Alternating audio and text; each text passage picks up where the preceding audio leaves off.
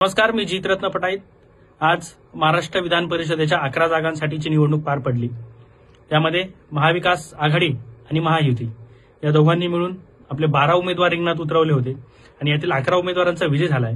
यातील राष्ट्रवादी काँग्रेस पुरस्कृत म्हणजे राष्ट्रवादी शरद पवार गट पुरस्कृत शेकापचे जयंत पाटील यांचा धक्कादायकरित्या पराभव झालेला आहे आणि या निवडणुकीमध्ये अजित पवार गटाकडे 3 मतांची कमी असताना सुद्धा त्यांचे दोन्ही उमेदवार विजयी झालेले आहेत।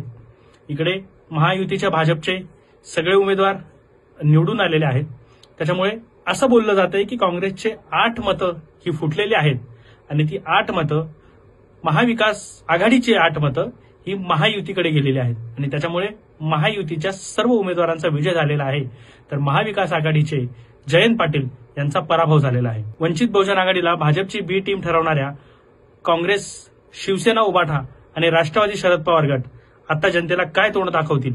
संविधान वाचवायच्या नावाखाली दलित, आदिवासी आणि ओबीसींची फसवणूक करणाऱ्या काँग्रेसच्या आमदारांनी थेट भाजपच्या लोकांना मतदान केलेलं आहे आणि भाजपचे पर्यायाने महायुतीचे सर्व उमेदवार हे विजयी झालेले आहेत, तर महाविकास आघाडीचा एक उमेदवार पराभूत झालेला आहे।